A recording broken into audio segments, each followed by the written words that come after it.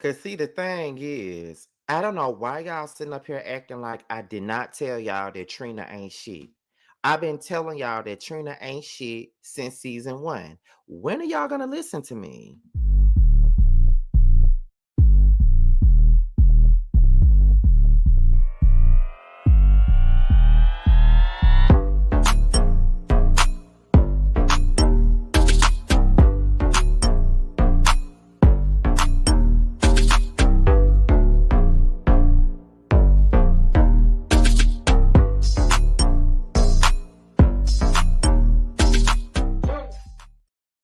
And what's going on, you guys? What is going on? What is going on? This be your boy Scotty by Nature TV, and we're here for a brand new review of Love and Hip Hop Miami Season 6, Episode 12. What is going on, you guys? I hope you guys are having a wonderful, wonderful hump day, and I intend on doing the exact same thing. This review is 2 days. Is it 2 days? It's actually a day late because I normally do Love and Hip Hop Miami reviews on Tuesday. But after this, I'll be doing my Beverly Hills review and then I'll be all the way caught up. Okay. I'll be all the way caught up by then. Okay. And also, besides my Beverly Hills review, you need to be on the lookout for tonight's Whether You Like It or Not panel, which is the Real Housewives of Beverly Hills edition, which stars Scotty by Nature, Really BTV, Ya, JB Says What, Bell Perspective, as well as Simply Sakina, who will be showing up whenever she can. Okay. Tomorrow is Thursday, which means there's supposed to be a Chase and Pounder podcast, of course, because we do this every Thursday. But being that just about everybody on here will be here in Atlanta, because me, Jamar, and Carl and Tramiel already live in Atlanta, but Jeremy will be here in Atlanta for my birthday celebration this weekend. So we won't be doing a Chase and Panel, but however, we will be going live together though. I don't know if we're gonna be going live on Instagram or if we'll be doing it on YouTube. It really just depends on what we choose to do. But however, yes, Jeremy will be here for my birthday festivities, and I'll be vlogging. Okay, I'll be vlogging, so I hope you guys are looking forward to that. Okay, because I'll be celebrating my birthday all weekend, my Love and Marriage Transfer review will probably be on Sunday instead of Saturday because my birthday dinner is on Saturday night. So, we'll probably get into Love and Marriage Huntsville late Sunday afternoon, probably. That's what we'll do. And that's about it for this weekend, okay? So with that being said, that's pretty much all that we got. So we're gonna go ahead and get into this mess that is Love and Hip Hop Miami, y'all. Now, I listen, I got a feeling that I'm gonna be raising my voice a couple of times. So if I raise my voice just a little bit, please don't be mad. Cause y'all know I could be funny, but then I could get real passionate when something really gets under my goddamn skin. But y'all know this already. So it ain't really no need for me to be trying to, get y'all settled or ready for whatever I'm about to come with. Cause you know how I'm coming. You know I come how I come. There's no pressure on me. You already know that. So let's go ahead and get into it. Now we pick up where we left off from last week when Hot Topic decided to try to expose Bobby for this whole situation with Trina's marriage being exposed. My thing is this: I don't understand how the hell Hot Topic is so mad at Bobby when she was the one that was going so hard about this situation. Yeah, Bobby told her some stuff that he heard, but he didn't go to the list that she did. She went and talked to this man's baby mama and all this other shit. Like she went to a whole nother level with it. And I don't understand why the fuck Bobby is being blamed for it. And in the midst of this whole conversation, Swerve with his punk bitch ass chooses to pour water on this man's head. And I felt so motherfucking bad for Bobby, and I don't like that shit. And the fact is, Trina is whack as fuck. And I've been saying that from the very beginning. Let me start on Trina. Trina really thinks that everybody is beneath her. Let's start there. And y'all, look, if y'all Trina fans, this is my disclaimer to you. Okay, this is my disclaimer right here. This way y'all finna probably get pissed off, and I'm okay with that.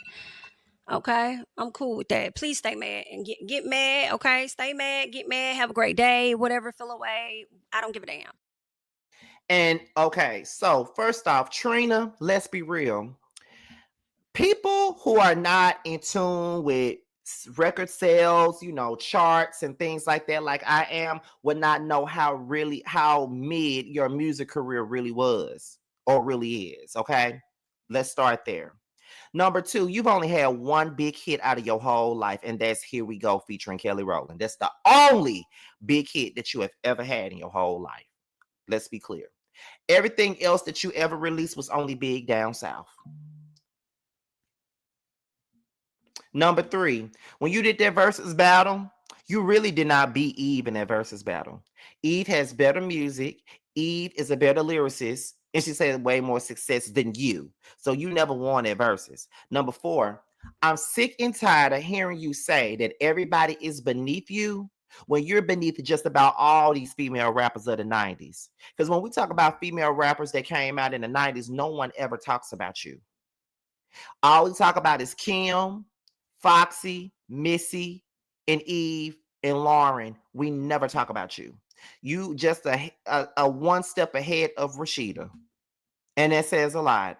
You're one step ahead of Rashida. You ain't never been shit. You ain't never gonna be shit. And I'm gonna need for you to realize that shit. Because if you was really that bitch, you wouldn't even be on Love and Hip Hop Miami. Let's be clear. Do you not remember that the last album that you put out, you were broke as fuck, and all those people gave you features for free because you couldn't afford it?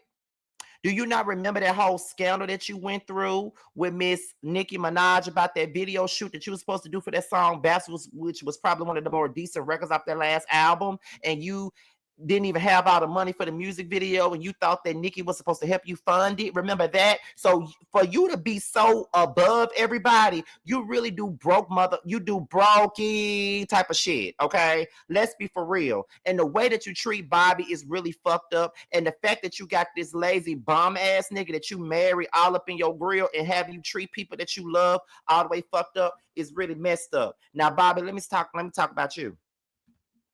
First things first, you had no business getting no Botox and fillers and lip injections because you was actually a nice looking guy before you had all that work done. Let's be clear. You didn't even need all that. But I know that ain't got nothing to do with nothing, but I just had to say that because now you're looking like a damn bell pepper by the face. But that's another story. Number two, Trina ain't never seen it for you. Since we've been on this show, all you've ever wanted was Trina's approval and Trina this and Trina that. You always had her back way more than she's ever had yours. Let's be clear. You have had her back way more than she's ever looked out for you. Trina don't look out for you. Trina don't even like you. Trina don't give a fuck about you, Bobby. I don't know how the fuck you don't see that. I don't know why the fuck you don't see it. And I don't know how the fuck you will see it, but she don't care about your ass. She don't give a fuck about you or this relationship that you motherfuckers got. She don't care. She don't care. She ain't never seen it for you. And you have kissed her ass time and time again. And I'm going to need for you to stop.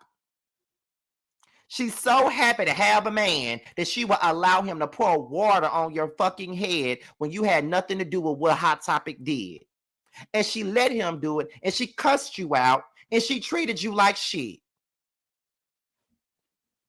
Trina was wrong for that. And anybody that thinks that she wasn't, y'all are clowns, just like Trina. Because that shit was wrong as fuck, bro. The shit was wrong. I would never treat any of my cousins like that. I don't give a fuck what man I'm with. I would never let nobody disrespect any of my cousins in my presence. Not no man that I'm with or nothing like that. Because at the end of the day, that's my family. And whether you here or not, they're going to be around. So I don't care how you feel about them. You're not going to disrespect them. Not on my watch. It won't happen. But Trina is a disloyal motherfucker.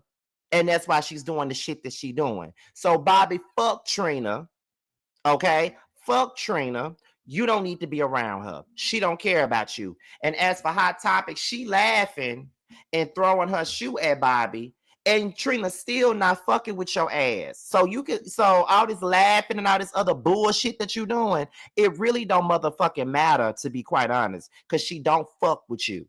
So shut the fuck up, Hot Topic. And you talking about it was a Giuseppe, and Bobby said that the shit was Forever 21. And you look like a Forever 21 wearing motherfucker. You do.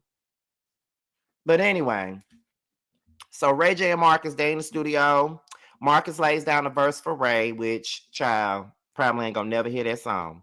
Ray says he's good, but Marcus says that he's worried about Ray after the whole viral video came out with him talking to his children. And you know, everybody thought he was trying to coach his kids on what to say. Because listen, I was one of the ones that said it. You know, I reported on the story early last year when it first came out, right? I was the one that did it.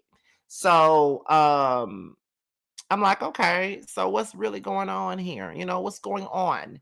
So he says that everything is fine. It's just that him and Princess were having, like, you know, a fight, and he just wanted the kids to not be worried about it. Okay. So then after that, he started explaining the situation with Amada, and then he tells Marcus about how Princess smacked Amada, and then he said that he put his face in Amada's puss and smelled it. So Marcus wants to help Ray J and Princess, and he wants to bring them both in the same room and just try to, you know, mend fences. So Flo, Marlon, Gael, and Flo's mom, they sit down to have a piece of cake because Flo, dumbass, feel like a piece of cake is the reason why her life is in shambles.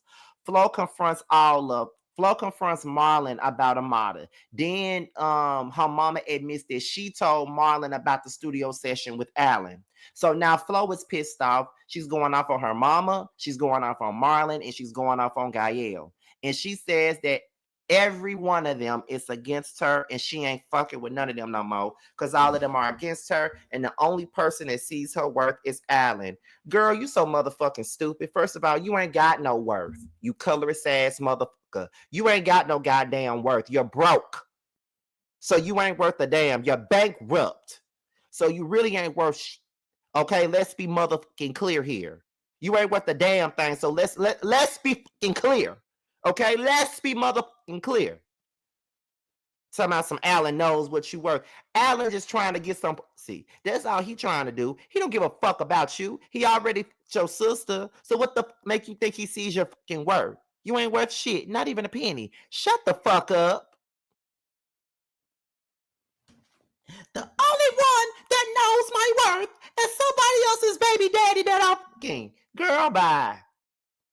Why do you need a man to know what your worth is anyway? Why are you even celebrating that? If anything, why do you need anybody to know what your worth is?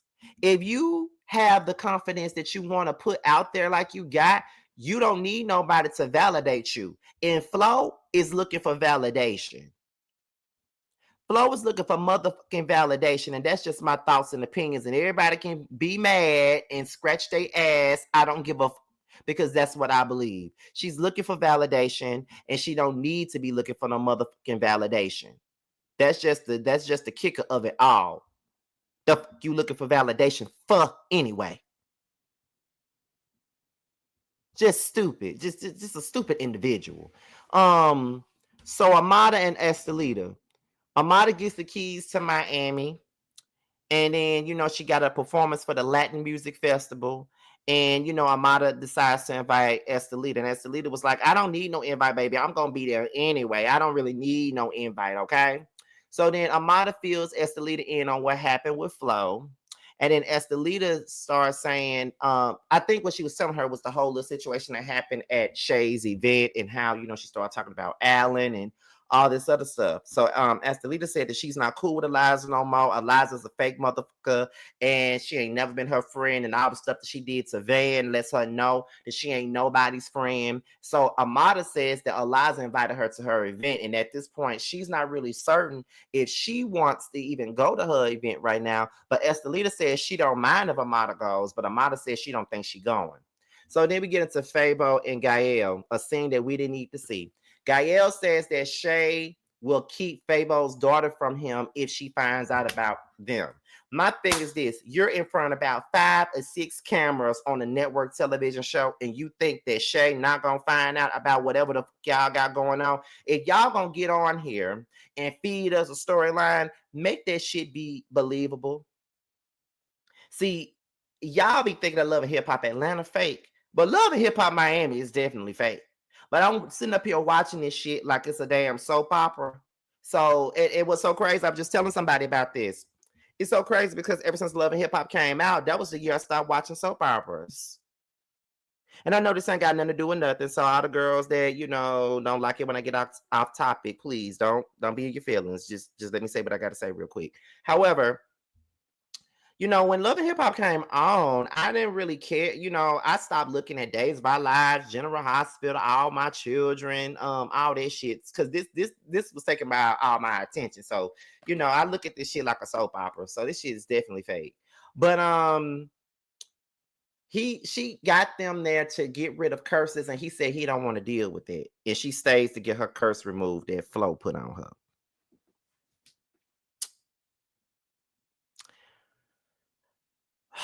Like I said, an unnecessary ass scene that we really didn't need. We didn't need this scene. We didn't need it. We just didn't need that scene. You could have kept it to yourself. So Eliza's event. Zoe and Miami Tips show up. Zoe is under the impression that it's a collaboration because Estelita and Eliza got the same name for their brands, but Eliza quickly lets her know that this is not what this is. This is not no collaboration. This is my shit, okay? I'm like, okay. Black China shows up. She invites them all to her sobriety party. But Miami Tip spills tea about Amada and Estelita fighting Princess. And then, Eliza said, well, Amada told me that Amada told me that her and Princess had words. And Miami Tip said, did she tell you how she got her ass knocked out? I'm like, Miami Tip is messy and she been messy. One thing about Miami Tip is this. She gonna spill the tea. She gonna let you know what the fuck going on. And she ain't gonna give a damn about letting you know what the fuck going on. I like Miami Tip. I think I always have though, for the most part. And Black China was basically saying that she got to check on Princess. And then that's when Miami Tip was like, girl, she don't need no checking up on. She good. It's just that, Amada needs to be checked on. So it was just like, okay, girl. So then Shamaya shows up towards the end of the party, and Eliza feels some type of way because Amada ain't there. So then we get into Brooke, Princess, and Ray J and Marcus. Now, first, before the guys get there, Princess confronts Brooke about laughing at the fight. Brooke claims that she wasn't laughing at the fight, but girl, yes, the fuck you were. Because if I was, I would have been laughing right there with you with a glass of champagne. Stop lying. Princess says that a mother deserved to get slapped, and then Ray J also said that. Then Princess tells Brooke that Ray J said that he sniffed Amada's vagina. So then Ray and Marcus shows up, and then that's when the whole prostitutes and strippers don't count conversation came about. Not only did that conversation come about, but the sniffing of the vagina came up too, before they could even sit down and have a conversation. Ray J feels disrespected. He walks away because he feels like everybody needs to grow up. If anything, you need to grow up, but whatever. So then Flo and Allan. Flo has admitted that she has caught feelings for Allan. It all started when, she was just talking to Allan just to get back at Amada and to get back at Gael. But now she done caught feelings for him. Now, Allan, on the other hand, feels a different type of way about Flo. He confronts Flo about her argument with Amada, and he's basically saying that you went and used everything that I ever told you against her in the argument. So how am I supposed to go and see my motherfucking kids if you sitting up here doing this? And so Flo was like, well, I said what I said and I don't regret it. Of course you don't, but your motherfucking ass put out a statement just a week or two ago saying that you regret all the things that you said about Amada on that episode. So it's clear that was all a front for the cameras. Gotcha, Flo. So then Flo says that, but you told me that you wasn't fucking with Amada no more. So I don't understand why you so mad. And so Allan then says that he don't want to fuck with Flo no more. Like, she tried to apologize and stay in his good graces, but he don't give a fuck about what she talking about. He said he don't fuck with her, and that's it. Point blank. And I'm sitting up here like, yeah, let her know that you don't fuck with her. Because it's clear that you don't. So then what else happened? So we get into the Latin Music Festival. Amada performs. Yeah. Estelita and Brooke supports Amada. Brooke says that Ray J said that he sniffed Amada's vajayjay. Amada denies it. Brooke asks Amada to be her plus one to Black China's party so she can have a conversation with Princess. And, you know, I think Amada agreed. So then we get into Black China's sobriety party. Bobby is there. Brooke and Amada arrives. Princess shows up, still mad at Brooke and Amada. So then Amada sees Princess walk in and she was like, well, I knew that this was going to have to happen at some point in time. So let me just go over there and talk to her. Princess is sitting on the couch. Amada sits on the couch across from her, and the episode ends, and we don't even get no next week. This happens on Love and Hip Hop Miami. Was this the mid-season finale? Because this is episode 12, and I know they break the seasons up in half, which I don't know why. But is this the mid-season finale or something like that? And we gotta wait about 2-3 months before we get the rest of the damn season. Because that's what it's giving. But y'all will tell me in the comments. But anyway, y'all, this was a pretty good episode of Love and Hip Hop Miami. It really was. And that's about it. So I hope you guys enjoyed the review. Now let me go and watch Real Housewives of Beverly Hills. And I'm trying to see if y'all gonna get the review before the panel or after the panel. Either way, y'all gonna get it tonight, and then I'll be all the way caught up. With that being said, y'all, I am out of here. And until my next video, I'll talk to you guys soon.